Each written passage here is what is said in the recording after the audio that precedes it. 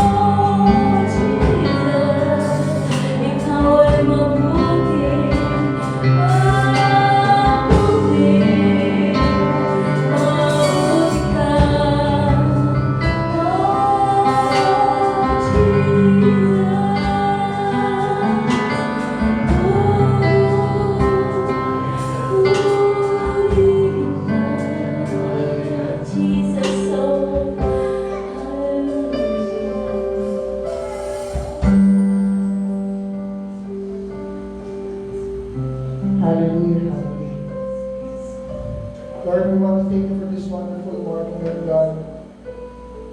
Lord, maraming bagyo na nangyayari ngayon, Lord God, at may bagyo rin kami sa buhay namin, Lord God.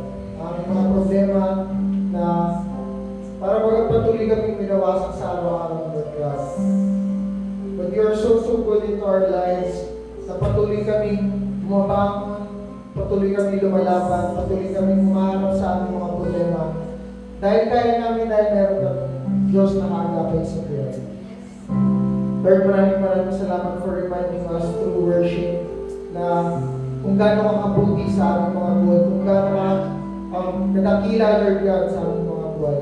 And Lord, sa aming service, may you remind us through your word as well na hindi dapat kami matakot, hindi dapat kami makamba sa aming mga problema. So, yun lamang, Lord God, kailangan magpapuri, Lord God. Alam namin na may gagawin ka sa buhay ng bawat isa. Bless niyo po ang aming pastor, bless niyo rin po ang bawat members, Lord God, na nandirito at nasa live stream namin na mag-bless.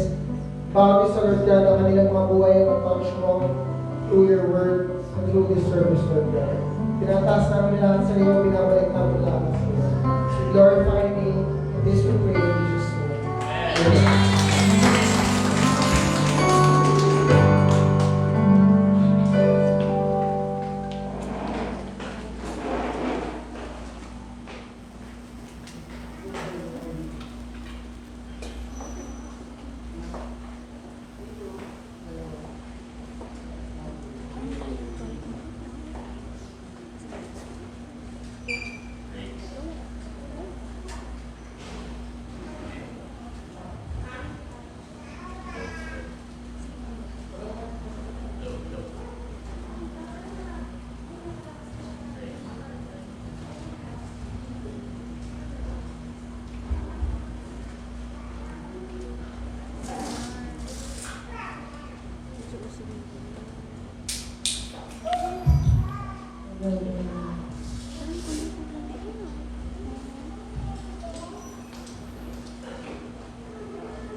Praise God.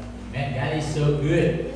Amen. Mabuti ang Panginoon kahit may bagyo, kahit binabaha ang iba, ang iba'y tumutulog, ang bubong, pero ang Panginoon ang napakabuting Diyos. Amen po ba lang? Amen. Thank you, Lord. Sige po, kung meron po tayong Biblia, ay makibukas po kayo sa akin sa Bagong Tipan, sa libro ni Juan, the book of John, chapter 13, verse 1, after verse 5. John 13, 1 to 5. It was just before the Passover festival. Jesus knew that the hour had come for him to leave this world and go to the Father. Having loved his own who were in the world, he loved them to the end.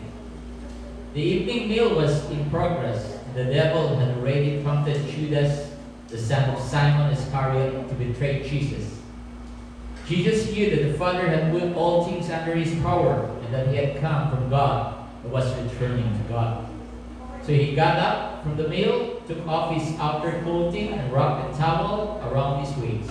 As per verse 5, after that he poured water into the basin and began to wash his disciples' feet, drying them with a towel that was wrapped around him. May God bless the reading of His Word. Again, let's lift our hands.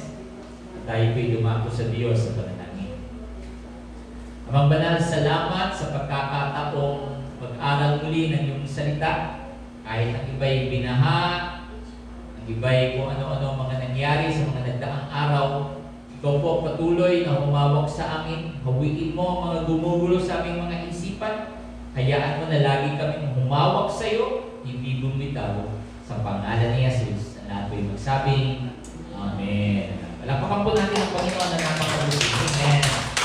Thank you, Lord. Our topic for this Sunday is the last Sunday of July. So next Sunday will be August na po. It's entitled, Jesus Kneels to Love. Nagpakita ang Diyos ng pag-ibig. Now, in my introduction, in our society, ang idea po lagi ng mga tao is to be rich and powerful. Pag ikay may pera, ikaw ay makapangyarihan. Doon sa mga lowly people, sa mga maliit ang income, sila ang mga nauutusan, sila ang binibigyan ng pagkakataong maglingkod. Kaya po ang tao, ang nasa isip, para ako'y irespeto, para ako'y igalang, dapat meron akong pera. So yan ang sistema, yan ang pag-iisip ngayon. Kaya ng iba talagang kayod ng kayod para dumami ang pera. Pero dito po, inalis lahat yan ng Diyos. Ang ating Panginoon ay nagbigay ng isang halimbawa sa standard ng tao para ito'y mabago. Kakaintindihan ko doon. So ang tao ay gano'n. Pero sa Diyos, lahat yan ay pinapatunayan niya pwedeng magbago ang bawat isa sa atin. Now sa Jewish, sa Judyo, ang mga tao po, ang bawat bahay po doon ay merong lalagyan sa pintuan, may maliit na palanggana, may tubig, at may towel. At kadalasan ay meron po silang servant, meron po silang katulong na nandoon, naka-ready doon, pag bibisita, may-ari ng bahay na dumating, agad-agad, didinisig po ng paa. Kasi wala po sila noon sapatos eh. Sandalias lang at tsinelas. At dahil rough road pa, lalakad sila, dumudumi po ang paa nila. Kaya sa pintuan, may naka-ready na naglilingkod. Now the problem dito, may pinuntahan ang Panginoong Jesus kasama ang kanyang 12 alagad. Wala pong alipin. Walang pwedeng maghugas ng paa nila sa pinto. Kaya lahat sila pumasok. Now the problem sa mga alagad during that time, nung sinabi na ng Panginoon na babalik na siya sa langit, yung mga alagad nagpayabangan na. Ang nasa isip, sino ba ang pwede maging leader natin? So nagpapataasan sila. Ako dapat, ako magaling, ako laging kasama ni Jesus, ako dapat. So dito ako sa kaliwa ni Jesus, diyan kayo sa kanan. So nagpapagalingan sila. Now ang gusto pong maintindihan ng Panginoon sa mga alagad, dapat kayo'y marunong magpakumbaba. Everybody say, magpakumbaba. Tayo lahat, magpakumbaba. Okay? Amen? Malinaw po ba yun? Ganun po, binago lahat yan ng ating Panginoon. Now, number 1 point, the feet washing. Ang paglinis ng mga paa.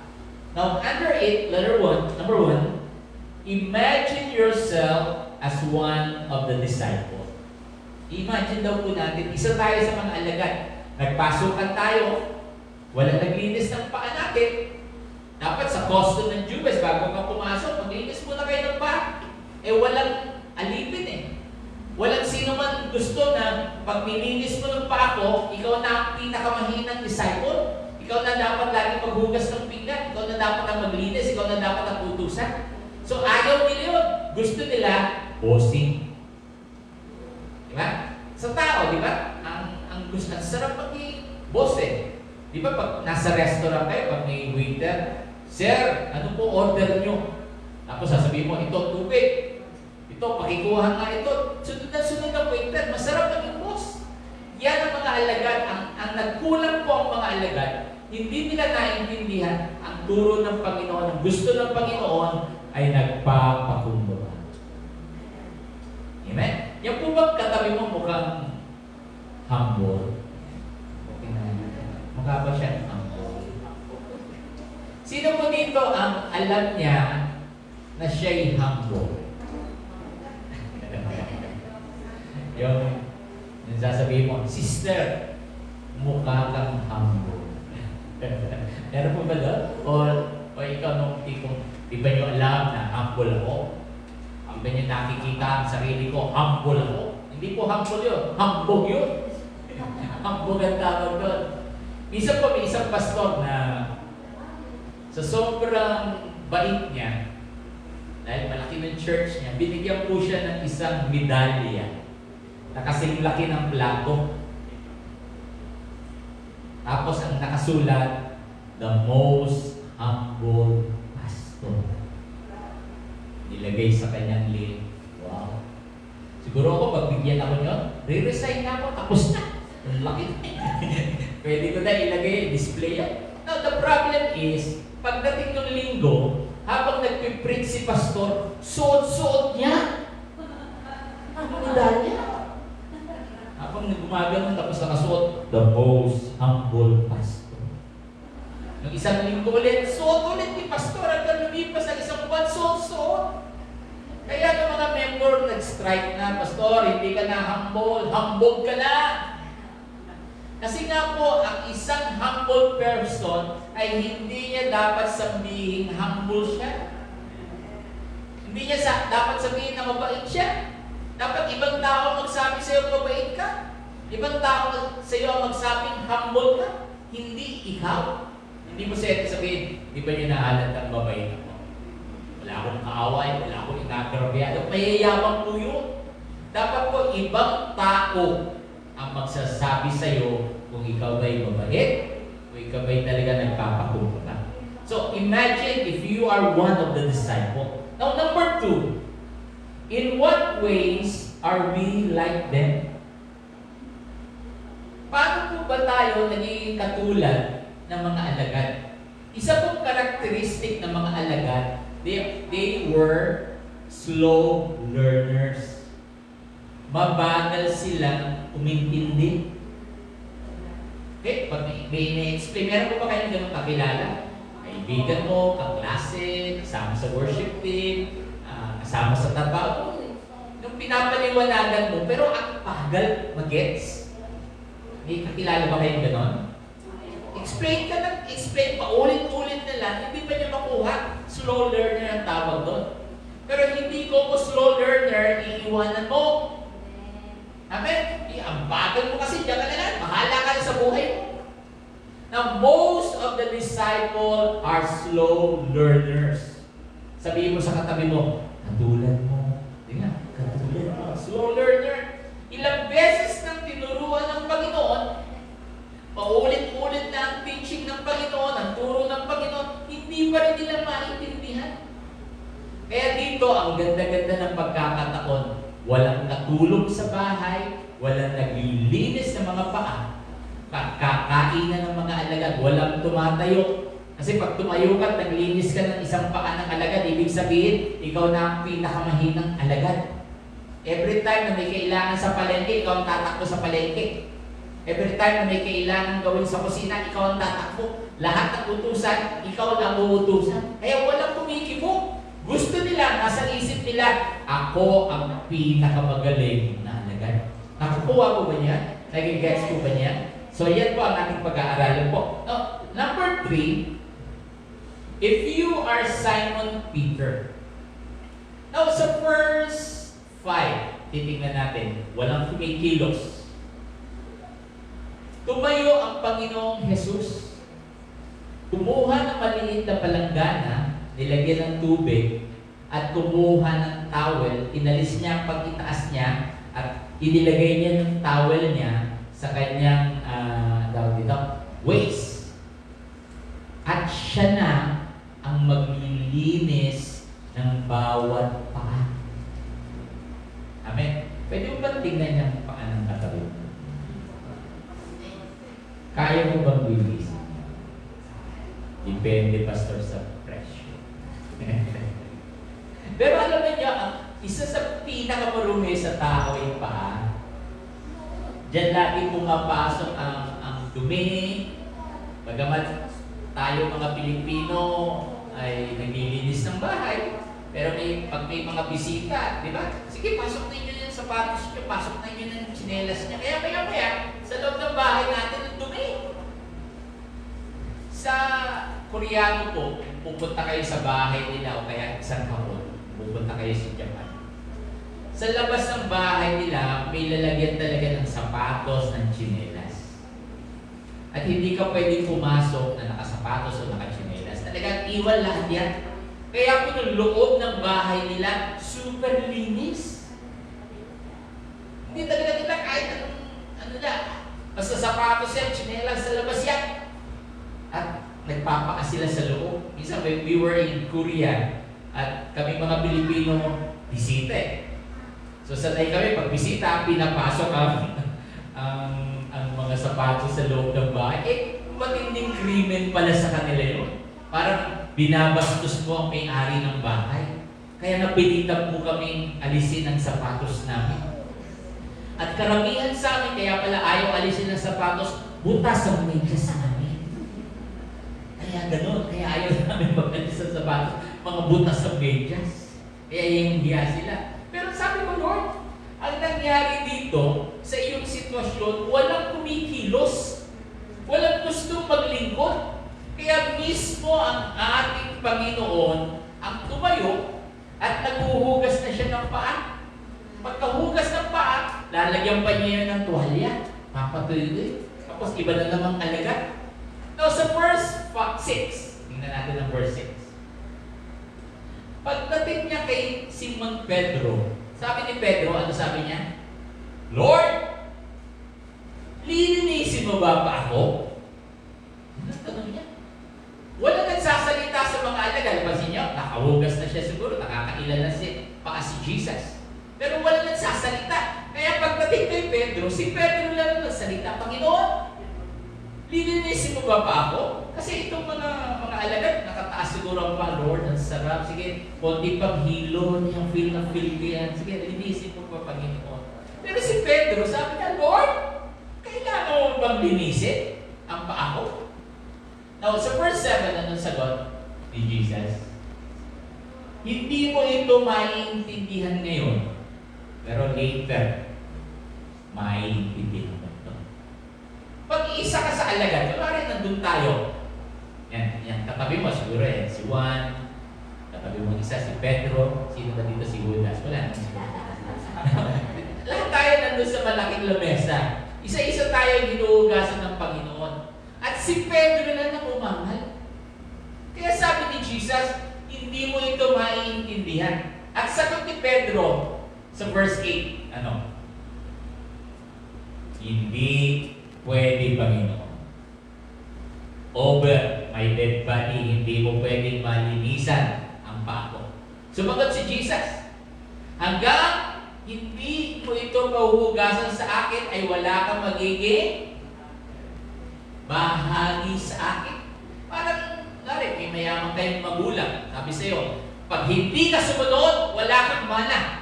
Ano sabi ni Pedro? Ay, sige. Ano sagot ni Pedro sa verse 9? Sige na.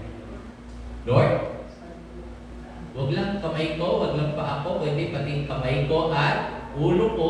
Kumbaga, sabi ni Pedro, paliguan mo na ako, Lord. Nakuha mo ba yun ang sinasabi ni Pedro dito? Ano ibig sabihin ni Pedro?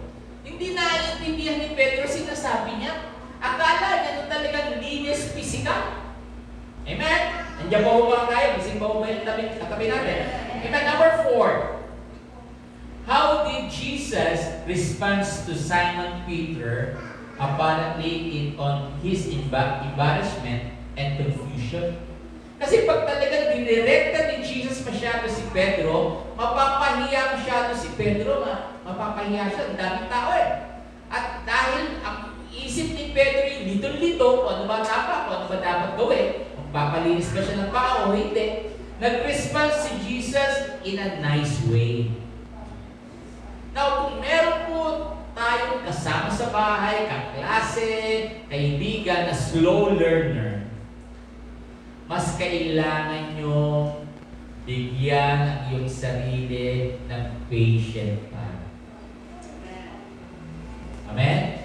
Pag kayo nagtuturo sa isang tao, tinuruan mo na, tapos maya-maya nagtanong ulit, makiulit. Di ba? Tapos tinuruan mo ulit, tapos maya-maya sasabihin, makiulit. Parang di ba nawawalan kayo ng gana? Ano ka ba? Ang hina-hina mo. Maraming tao ayaw nila mag-aral ngayon para kasi ayaw nila masabihang mahina ang ulo nila. Baka sabihin nila, tanda-tanda na nila, mag-aaral pa. Di ba may mga taong, may mga edad ngayon na 80 yata, 70, 80, na gumagraduate ng high school. At very proud sila na graduate. Sabi nila, ang pangarap ko kasi makatapos lamang ng high school eh. Pero siya sabi niya, kahit 80 o 90 na siya, papatuloy ko to hanggang college. Sabi ko, anong edad kaya ito gagraduate? Mga meron na siya mga apo sa tuhod. Ang lalaki na ng mga anak niya. Pero ang nasa isip niya, mag-aral pa rin ng mag-aral. Now, dito po sa buhay natin as a Christian, walang katapusan ang pag-aaral para kay Jesus. Napansin ba niyo walang graduation? Amen? Ang pag-aaral kay Jesus sa salita ng Panginoon, walang graduation. Amen? Ibig sabihin ng Panginoon, habang buhay ka, anak, mag-aral ka ng salita ko. Amen? Amen? Pwede ba natin palakpakan ang buhay ng Panginoon? Amen? Thank you, Lord. Now, number 5, assuming that the disciples didn't want to watch each other's feet. I-assume kaya natin, wala talagang gusto maghugas. Kasi lahat sila leader lahat sila boss. Pwede naman, Lord. Ito na lang gagawin ko, tigahawak ng tuwalya mo. O kaya tigahawak ng maliit na batya. Hati ko tayo. Kung gusto mo magluto, pwede nilang gawin yun. Pero walang gumalaw, walang kumilos. Ang ibig po sabihin ng lamang ng Panginoon, mga anak, ang pinakamahalaga sa buhay na ito, ang laging makitang karakter sa buhay natin ay karakter ng Panginoon. Kaya paulit-ulit ko po sinasabi, pag merong nakapuna sa iyo at sinabing, bakit ka mabait? Normal lamang yon na masabihan, ikay mabait na tao dahil anak ka ng ating Panginoon. Wala ng tao, amen. Amen. Kaya kung may kapitbahay ka, klase, barkada, sasabihin, bakit ang bait mo? Bakit? Kahit ang hirap ng buhay, nakasmile ka pa rin. Hindi man lang kita nadinig magreklamo sa buhay. Kung hindi, lagi mo sinasabi, purihin ng Diyos. Binabaha kami. Purihin ng Diyos yung pangarap kong waterbed na atupad. Kasi bumaksak yung bubong niya, yung kama niya. Puno-puno ng tubig, kaya yung pangarap ng waterbed, nagkatutubo. Gusto mo ba yan? Gusto mo ba ng waterbed na lang? That God is saying sa buhay natin ngayon, may pag-asa ang bawat isang gustong sumunod sa Kanya. Sabihin mo sa katabi mo, may pag-asa tayo. Yan, lakas mo, may pag-asa tayo. Amen. Now, letter B. What the feet washing meant. Ano ba ibig sabihin ng paglinis ng paa? Number one reason, the obvious reason is their feet were dirty and needed washing. Ito ang obvious. At dumi-dumi ng paa nila, kailangang linisin. Now, what's the symbolic reason? Jesus wanted to teach them humility and love. Anong itinuturo ng Panginoon sa paglinis niya ng mga paa ng mga alagad? Humility and pag-ibig. Nagpapakumbaba. Kahit mataas na tao, pwede kang magpakumbaba. May pera ka o wala, nagpapakumbaba ka. At pag-ibig. Amen? Dapat nakikita sa mga anak ng Diyos, meron kang pag-ibig. Yan po ba katabi mo ngayon, mukhang may pag-ibig? Mukha ba ng matay, pagbuhay mo na, kaya matulog yung pastor. Diba? Dahil mahal mo ang Panginoon, nandito po tayo sa tahanan. Amen po ba doon? Yan ang ibig. Now, another reason. The Lord, as our teacher, Jesus wanted to have an example to follow them. Ginawa yun ng Panginoon na naghugas siya ng paa para yung mga alagad niya ay sumunod sa Kanya. Meron pong si state na panahon po ni President Washington. Iba uso ang mga sasakyan niya, puro pa naka-horseback ride, pabayo. Doon po sa dadaanan ng mga sundalo ay merong isang punong bumagsak ay very foggy, maulan, parang ganitong sitwasyon sa atin ngayon, maulan. bumagsak ng punong malaki. So, dahil ang pinakamataas po doon ay yung kapitan. Sabi niya sa mga sundalo niya, "Op! Lahat kayo, magtulong-tulong, buhatin ng malaking puno, itabi niyo." So, buhat sila, ang laki-laki, hindi nila makaya. Laki. Mamaya-maya may dumating na nakakabayo. Bumaba. Tapos sabi niya, "Halika po, kapitan. Tulungan natin sila para mas maigi, mas marami tayo, mas madaling itabi ng puno." Tapos sabi ng kapitan, "Oh, kapitan to. Ako, tiga-utos. Yung mga mababang rangko, tiga-sunod." Gulat siya, "Ha? Ano po ba?" "O sige po." So, tumulong po ng mama, bumaba ng kabayo. Pinilit nilang buhatin ng malaking puno hanggang sa naitabi nila. Tapos bumalik ng mama doon sa kapitan. At inalis nung parang sombrero niya. Pag alis ng sombrero, si President Washington pala. Gulat ng kapitan.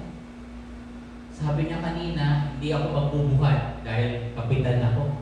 Samantalang si Presidente tumulong magbuhat.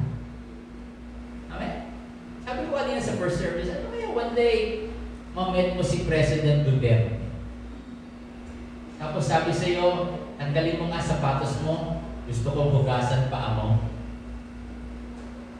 Magpapahugas ka kaya? Oh, siyempre, pastor, ako mabaril ako. Gawin sa akin, mas pa. Sa takot po, no? Pero isipin nyo, leader na mga alagad, hindi tinignan na mag-utos. Pwede niyang i-utos, "Oy, ikaw dyan, hugasan niyo ang paa niyo. Hugasan niyo ang lahat." Pwede niyang gawin yun, pero hindi. Siya mismo ang tumayo at naghugas ng paa. Now, the reason here, gaano man kalaki na i-promote ka ni Lord, gaano ka man itataas ng Panginoon o payayamanin ng Panginoon, ang sinasabi sa atin ng Panginoon, dapat marunong pa rin tayo magpakumbaba. Amen? Pwede ka pong i-promote ni Lord. Pwede ka pong itaas bigla, payamanin bigla, maging bilyonaryo, itaas ang rango, itaas ang iyong posisyon sa trabaho. Pero ang laging hinahanapan ng Panginoon sa atin, how you humble yourself sa mga taong nakakakita sa atin. Tayo po lahat ito.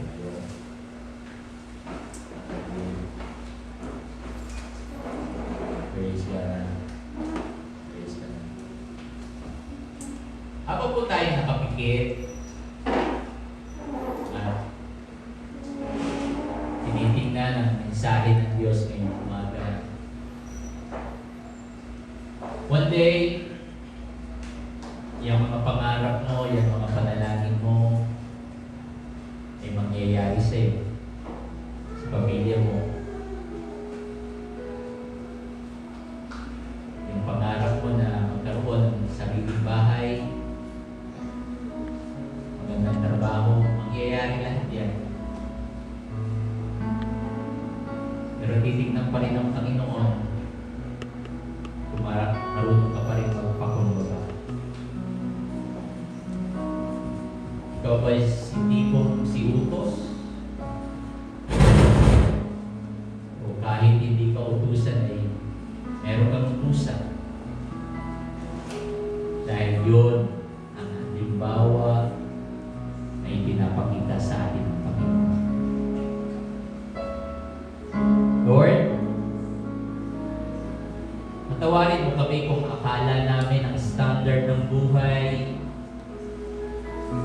ay sa posisyon, sa yaman, sa galing. Pero ang ipinakita mong halimbawa ngayong umaga ay nagpapakumbaba. Pwede kami mag-utos ng mag-utos at may gagawa sa amin. ang hinahanap mo sa amin ay ang pag-ibig. Sino man ang aming makaharap, isang malaking tao, isang simpleng tao, tulungan mo na ipakita namin ang pag-ibig na gusto mong maipakita sa kanila. Alisin mo sa amin ang pagiging palalo o mayabang. Turuan mo kami sa level ng mundo ay nung level ng gusto ng Diyos ang makita sa amin. Alam namin na hindi magiging madali yun. Pero sa tulong ng aming Panginoon, hallelujah, sa tulong ng aming Panginoon, ay mababago mo ang aming ugali. Salamat sa iyong salita. Na even though ang mga disciple ay walang kumikilos, bilang leader, ikaw ang naging magandang halimbawa. Turuan mo rin kami maging magandang halimbawa sa aming kapwa. Saan man kami nagtatrabaho, sino man ang aming mga kasama sa bahay, patuloy kang maluwalhati. Bless your children, kayo din ang mga nanonood ng live stream na ito. Turuan mo kaming lumakad ayon sa iyong kalooban, Panginoon. Sa pangalan ni Jesus, sa lahat po tayo magsabi, Amen. Makaupo na po tayo. And Brother Ramjan will come to challenges as we give.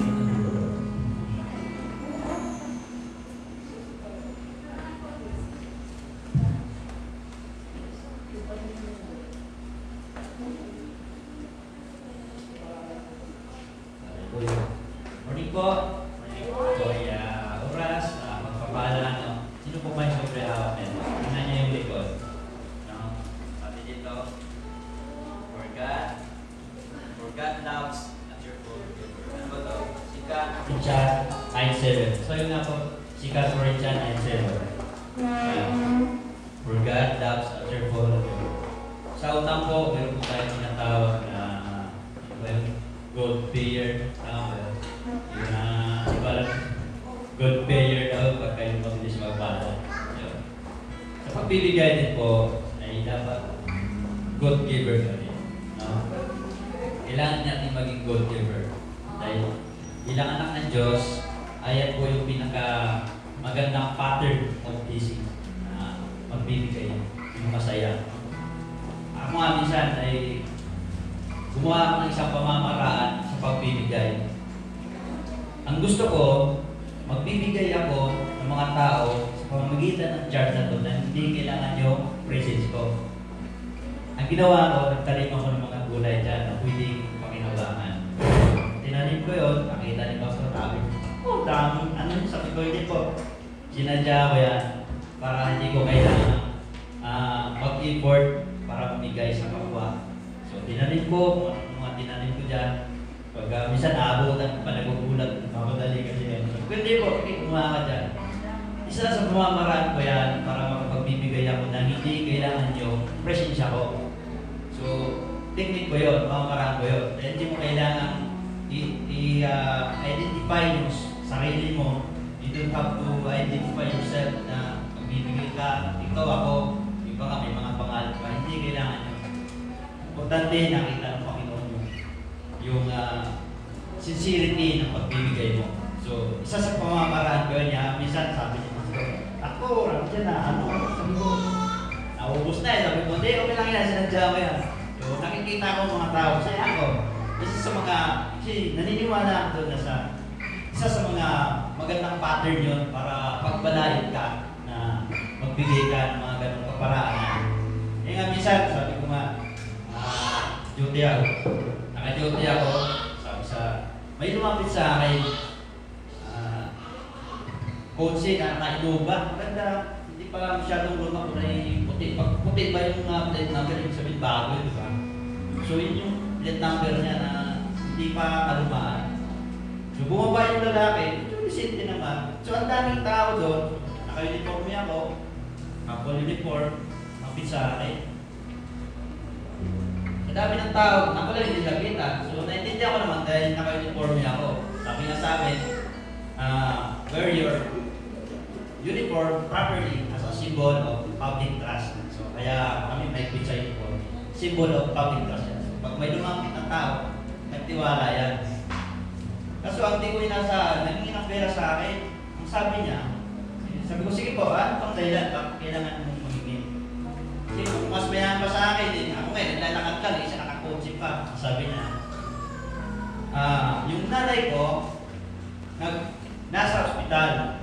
Sabi niya, nasa ospital yung nanay ko, sa sobrang mamadali niya, hindi niya napansin na yung gasolina pala niya ay paubos na. So pagdating niya doon sa Centro Mall, ay hindi na, sabi daw doon sa indication doon sa gauge ng kotse niya, hindi niya siya aabot ng 1 kilometro.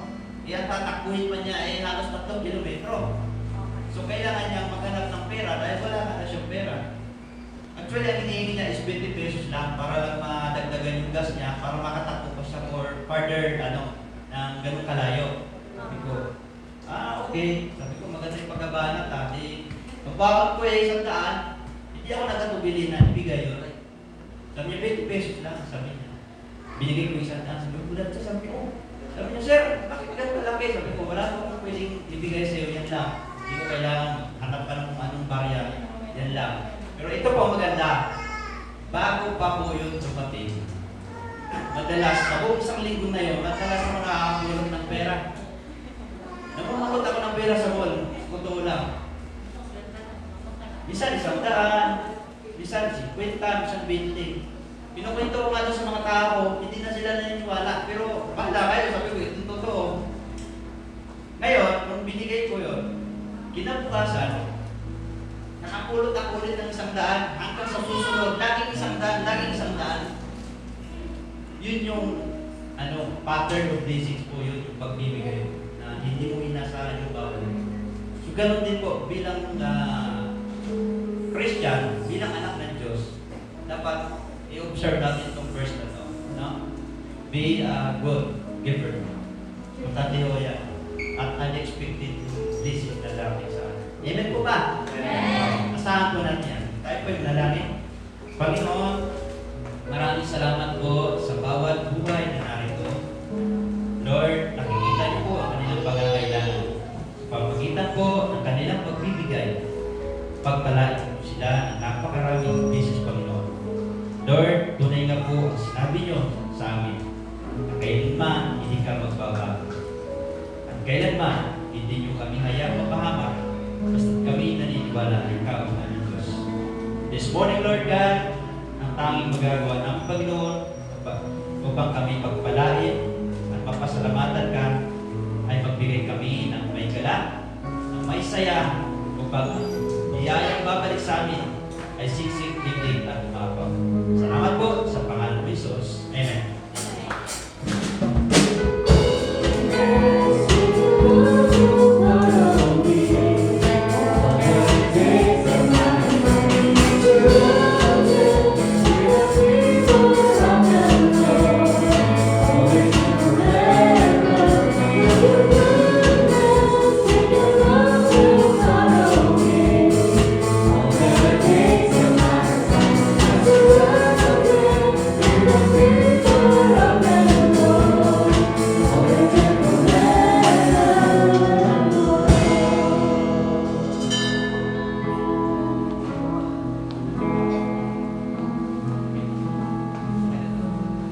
Sige po, pwede na po tayo makauwi.